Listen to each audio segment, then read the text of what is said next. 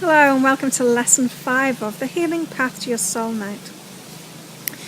Now this lesson is all about your soulmate's alignment. So in the last lesson I talked about alignment and how when we desire something we can only actually manifest it in our lives when we're aligned with it, and otherwise we manifest the path to being aligned with it. And it's important to know that you have already manifested this path to being aligned with it, and that's why you're doing this program. This program has come out of your desire and your lack of alignment, and so your spirit, your higher self, the universe, your angel guides have put this has made this product available to you, has put it in your path and shown you it, so that you can get through this path quickly. And so your soulmate also has this same path to go through. And so, as I said in the last lesson, it's really important to love yourself first before you can bring somebody into your life, and that's through the law of attraction. So somebody's not going to come into your life and love you until you love yourself first. And so what I want you to do for the homework this time is write another list. And this time, this is your soulmate alignment list. Okay? So I got a piece of paper, and on the top of this piece of paper, I want you to write, my soulmate loves me because ... And so this is all about raising your vibration about yourself, feeling really good about yourself. I want you to write down all your strengths, all of the things that they will love you for, all of the things that they like about you. Forget about your weaknesses. Your soulmate is completely aligned with you. They're going to have the same weaknesses, and if they don't have those weaknesses, they're not even going to care about it. They're not going to see it as a weakness. They're going to see it as a positive with you. And so just forget about all of those weaknesses and focus on what you're really good at. Focus on what your strengths are. Focus on what you have to bring to the table, because you have so much to offer in a relationship. We all have so much love inside us that we can give out. And when our hearts are fully opened and we can allow ourselves to give that love and support and everything else that we want to give in a relationship, then it feels so good to be able to do that. And so really focus on what you have to offer and write it down on this list.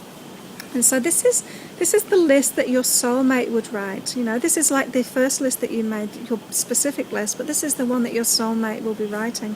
And so, but I still want you to do it from your perspective of what you have to offer. Okay, so all the aspects, all your personality traits, your emotional traits, everything that you can think of that is a benefit from you in a relationship, what you can bring it to a relationship. And as you're doing this process, I want you to notice when you write things down, when it's hard for you to write something down, or when you feel emotional when writing something down. And when you find one of the things that you're writing that feels emotional, feels hard in that way, I want you to do the following on it. I want you to firstly write who made you believe that you weren't that. Okay?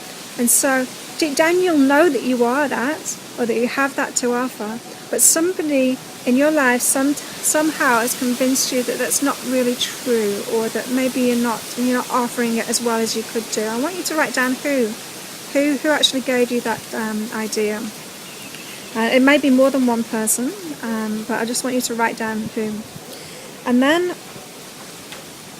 I want you to then release their belief. And so I want you to know that it was okay for you to take on their belief, because that's what you did. You took somebody else's belief about you and you took that belief on as your own, and so you agreed with them in a way.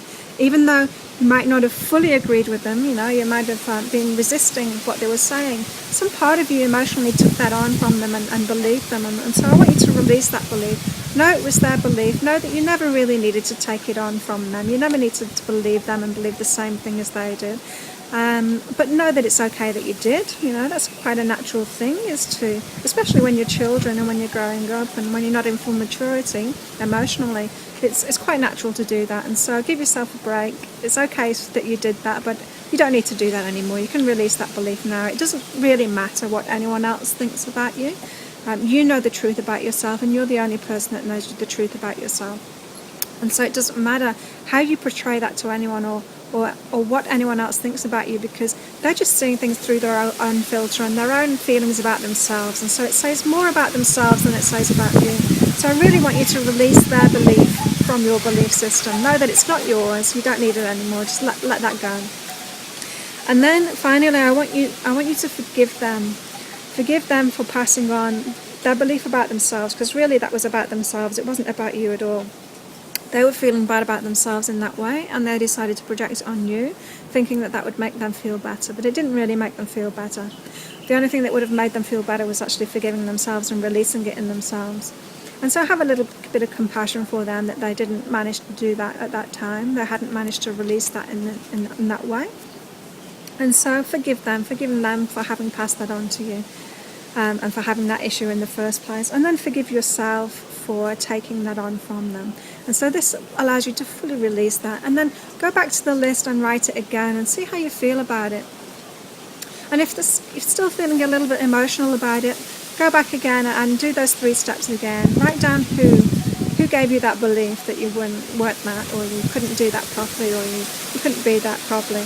And then release it. Go through this process again. Now, if you need help with that, again, the Be Healing team or myself, you can get a session, and we can help you with that. We can help you get to the bottom of that, because sometimes these things can be really emotional, and our subconscious will block things that we don't have the ability or the skills or the support to be able to heal within ourselves, and that's quite normal for these things to be blocked from our memory, so that we can't deal with them unless we've got the support.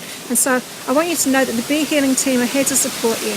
I picked the best team that I could find out of the hundreds of people that apply to me all the time to be on the team, who can really get to the bottom of issues, and who don't mind being really upfront about things and letting people know what it is and how to heal it. And so these are very, very honest, very, very good healers and psychics that I've got on the team, and we are just waiting to help you. That's what we love doing, and we really want to help you with that. And so if you're struggling with this, then please do get help, because as soon as you get that help, then we can help you to release it. We can bring these things out, and you can deal with it and heal it very quickly, and this will make your path go even faster as well. And so enjoy making that list, and I'll see you in the next lesson. Bye.